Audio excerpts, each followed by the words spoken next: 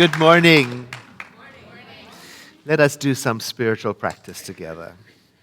We did a workshop for staff facilitated by Google. And the first thing they invited us to do was to take a moment to arrive. Such a beautiful invitation. To unfurl, to settle down, and to let movement come to a minimum. And to begin to become aware of your breathing. So dependable. So constant. So generous. Such a gift. So unconditional. And then if you haven't already done so, begin to let your eyes soften and close. If you want to. Not to shut out the world, but to focus your awareness by reducing the amount of sensory information.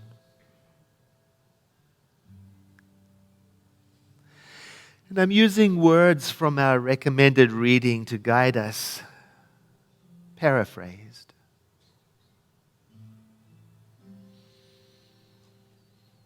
Choose to love every part of your being as best you can.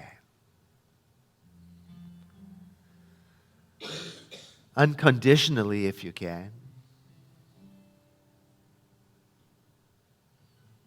You are a complex, multi-dimensional being, and loving yourself, it requires accepting all of your seemingly separate parts. Your personal self. Your broader self, the other people in your life. And broader still, all of the beings, all of nature, all of the activity of your life.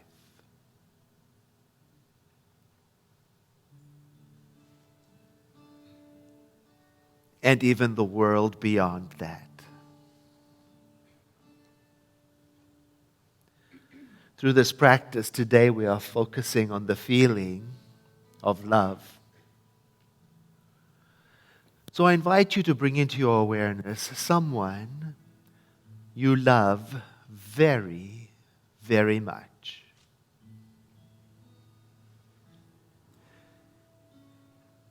Imagine, if you can, that you're sitting with them like having coffee or a conversation. And from your heart, there is generated a silent message from your heart to theirs that says silently, may you be filled with loving kindness. May you be well. May you be peaceful and at ease. May you be happy. And breathing in all this love and exhaling, I invite you to take into your awareness someone who loves you very, very much. This could be someone right here in the sanctuary with you, or somewhere else, or someone who has already departed this plane. But imagine with me that you are sitting with them, feeling the atmosphere of their presence, and you can sense a message from their heart silently transmitting to yours that says, may you be filled with loving kindness. May you be well. May you be peaceful and at ease. May you be happy. And taking a breath in, as you exhale, let your awareness expand to take in our county, Sonoma County, and especially those who have been impacted by the power outage, who may be struggling to get back to normalcy. And imagine that from your heart center, there is this beacon radiating a message to all of them, saying, may you be filled with loving kindness. May you be well. May you be peaceful and at ease. May you be happy.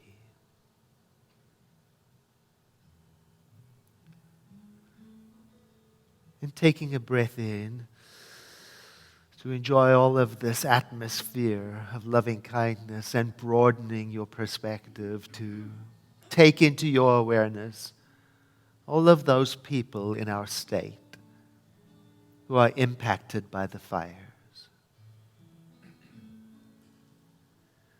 And from your heart, a radiant beacon transmitting silently the message. May you be filled with loving kindness. May you be well. May you be peaceful and at ease. May you be happy. I invite you to take a breath in. Each time letting the feeling of love deepen. And we let these words of our founder, Dr. Holmes, amplify the feeling of love and connection. Everything that lives proclaims the glory of God. Every person who exists manifests the life of God. All beings, part of the one spirit in which we live, one mind by which we think, one body which we are a part of, one light that lights everyone's pathway. And with the breath drawing in that light, I invite you now as you exhale to think of someone in your life who you are concerned about, who may be struggling.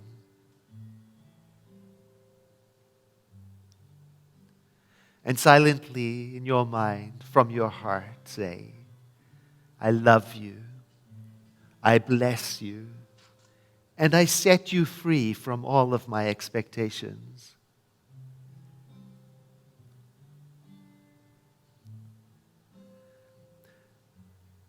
And breathing in this atmosphere of safety and love and loving kindness, I invite you to think of someone in your life who challenges your center of peace.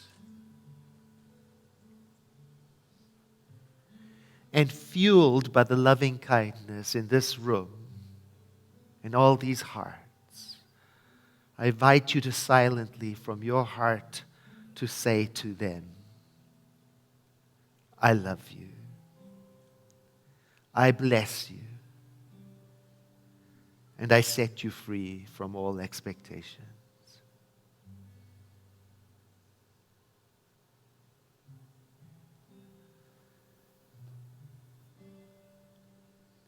And imagine with me generations upon generations of beings centering in loving kindness, focusing and amplifying the sense of love and connection. Like one universal song with a message entirely for you. May you be filled with loving kindness. May you be well. May you be peaceful and at ease. May you be happy.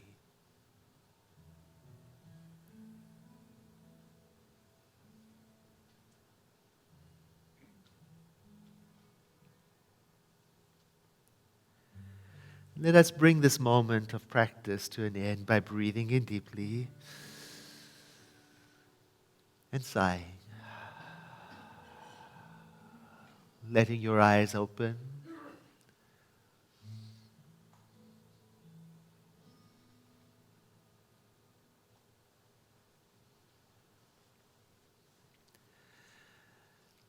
I wanted us to begin that way this morning because, as I mentioned last week, I recently returned from the kingdom of Bhutan, which is a Buddhist nation, and I've been there before. And when I took one of our groups there, we went to visit the great Buddha statue, Dordenma.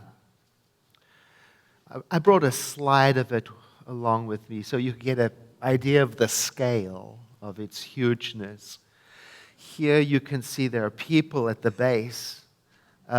Those are people from the Center for Spiritual Living, Santa Rosa. We went to visit there. Now, you cannot take a camera inside or a cell phone, so I have to try to describe to you what it's like to go inside. We were able to go inside. Inside of the Buddha's body are over 100,000 smaller Buddhas, bronze statues, gilded, gold. So you walk into a chamber that is just wall-to-wall Buddhas, and the idea is that the image opens the heart of loving kindness and amplifies the feeling of it as you are in there. This is in the city of Thimphu, it's the capital of Bhutan, and our group was able to go in and sit with a Lama.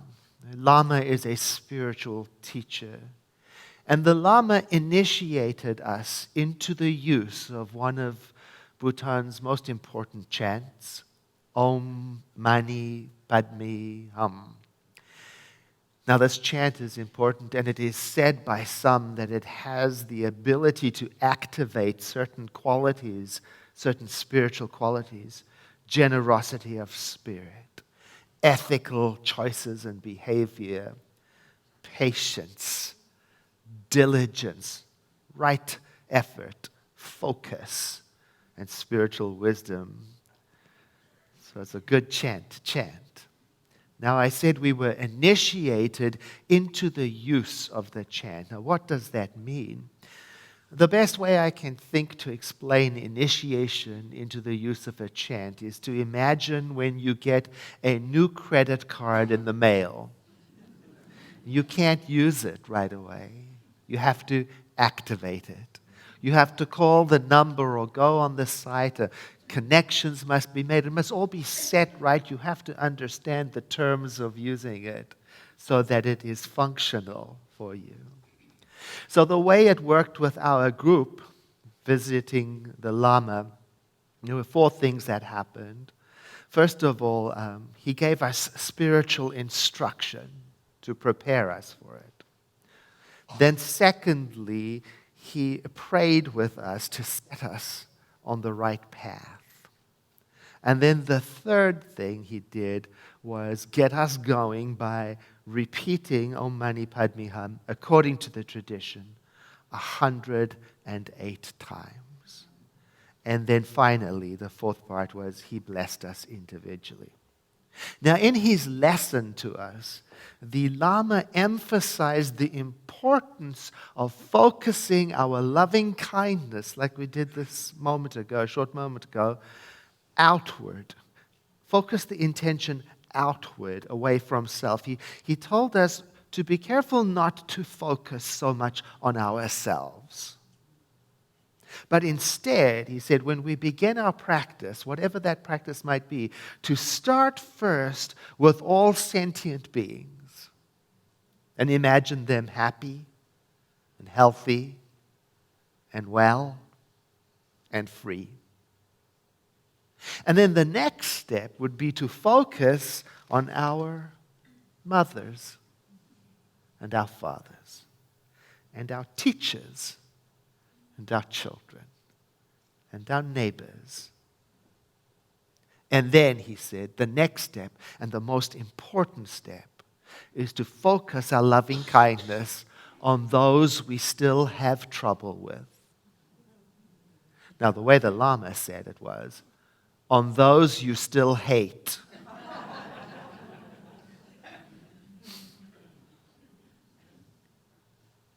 He didn't pretty it up. Do you include in your spiritual practice those whom you still hate? The master teacher said, it's very easy to love those who you already like, but to go to the places that it is difficult to go to. That's the real work. And he said that, the Lama said that the focus on others, the focus of loving kindness will generate a goodwill and a blessing that through our connection in oneness will return to us and bless us individually anyway. So he taught us we don't have to be overly concerned with our own personal need when we're doing this kind of practice. So he advised us to be focused on offering our energy, the heart energy of our practice for the ending of suffering of all beings. And to take a moment, like we did this morning, every day, for the benefit of others. He said that focusing on love and compassion is very, very important because when a being has love and compassion, they don't need anything else. He was so delightful. He started to tell us in the instruction that we were to recite the mantra Aum Mani Padme Hum 108 times a day or more. Then he adjusted that down for us. He said, just do it a few times. Like, when you're on the bus and when you say it, focus the energy of love and kindness and compassion. Or when you're in an Uber going somewhere. And then he focused that down, adjusted it down for us a bit. He said, just say it once, if you can. And when you say it, try to feel the love and compassion. And then he added playfully, but try to say the mantra all the time, non-stop. And as you say it, feel your heart opening to loving kindness and compassion for all the time. You know who else told us to pray without ceasing? The last word of the chant, Aum Mani Padme Hum, is a very important word. It has many layers of meaning, and one of the layers of meaning is that the word hum removes the blocks that arise from emotional afflictions, emotional suffering. Now, I nearly missed something in the teaching. It doesn't remove emotional suffering. It removes the blocks.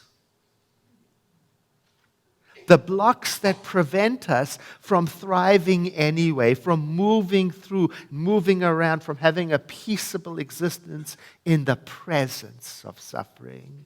In other words, there is no denial in Buddhism that suffering happens. Maybe suffering is out of our control. Maybe addressing the blocks that prevent our growth is something we can do something about now that we have a practice that we can use. So what are the blocks? In Science of Mind, we learn that blocks are such things as thinking and believing that suffering is permanent. Thinking and believing that sorrow is permanent. Thinking and believing that anguish is permanent. When what we learn at the center, and in many religions of the world, is that there is only one permanent thing. We call it different names, as you heard in the song. Ultimate reality, the ground of all being, divinity, the truth, Brahman, the oversoul. And it persists no matter what. You can't cling to it. You can't change it. You can't coerce it. It just is. It persists while everything else moves. Now, what does that mean when we say it persists? I think we have to think of that old saying, "This too shall pass," and it will help us understand the meaning of hum. This too shall pass describes how everything moves while reality stays the same. Now, the phrase itself, "this too shall pass," it's an old phrase. It comes, some people say, from the retelling of a 19th century Persian story. Abraham Lincoln used the quote in a speech that he gave before he became president in the 1800s. I brought it along to share. It is said an Eastern monarch once charged his wise people to invent for him a sentence to be ever in view and which should be true and appropriate in all times and all situations. They presented him the words, "And this too shall pass away." How much it expresses. How chastening in the hour of pride. How consoling in the depth of affliction. Pride can distract us. Success can mesmerize us. Sadness and challenges do grab our attention. It is true. There is a story in Buddhism about the Buddha. It may have been elaborated over time. It is the story of the Buddha meditating on the path of inward peace, taking the steps towards final enlightenment. Now, the demon king, whose name is Mara, he wasn't happy about the progress that Buddha was making because the demon king felt that enlightenment should be his to experience before all other beings. So he decides to distract Buddha from enlightenment. And how will he do that? Well, by sending his beautiful daughters to dance before the meditating Buddha to distract him. Well, the daughters' names mean such thing as longing, clinging, discontent, greed. You get the idea. And so they dance in a seductive way while Buddha is meditating. But it doesn't work. Buddha stays on the path of inner peace. It makes the demon king Mara furious. And so he drums up a vast army of monsters to scare Buddha and to knock him off the path of contemplation. And yet, Buddha sits serenely, untouched, focused on inward peace. Later, and this is perhaps the elaboration of the story, later a student praises Buddha and says, "You know, in that moment, amazing, you didn't even notice them." And Buddha says, "Oh, I noticed them. I just didn't follow them into the gates of hell." And that's the meaning of that last word, hum, I think.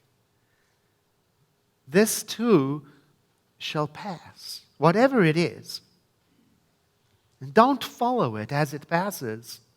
Notice it. It's as real as can be. But sit still. And while you sit, call to mind someone, anyone, and say silently, may you be filled with loving kindness. May you be well. May you be peaceful and at ease. May you be happy.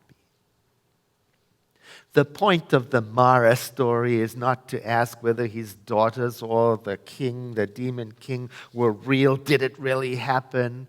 No, but to understand and for us to ask ourselves, what does Mara represent in my own life? What turbulent obsessions distract me from inward peace? What opinions tug me off of the path? What thoughts, self-talk, what fears bump me off my center? What is it that is worth giving up my center of peace? Notice them. They are real.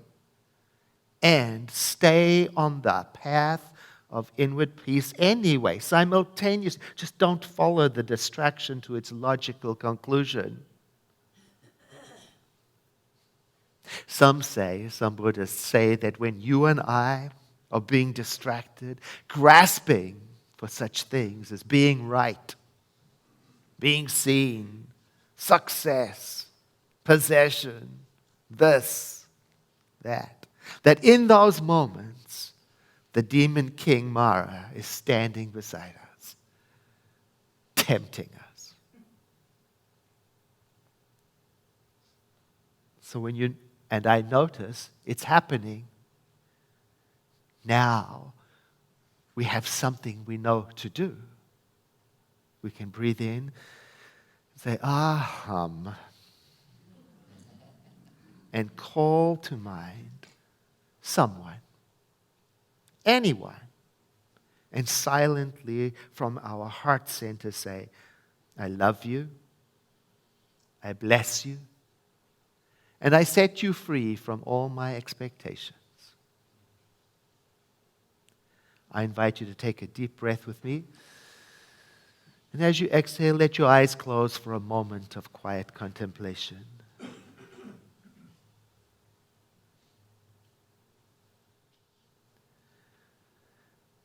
Imagine with me once again generations of beings, of hearts, focusing their loving attention, creating a network, a foundation of loving kindness that we are the beneficiaries of.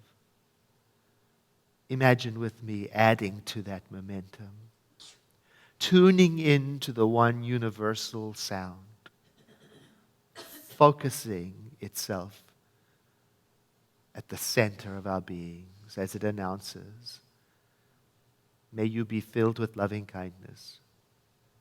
May you be well. May you be peaceful and at ease. May you be happy. Let us bring this moment of contemplation to a close by breathing in deeply, followed by a sigh, so that we may make the transition to activity in the room as we approach our giving practice. For those of you who are visiting with us, October is a very special month to us. It is the month in which we start to talk about what's happening next year. What are our plans for next year? We've been listening to our community, asking questions, doing surveys, and based on the feedback that we received, we've been making plans.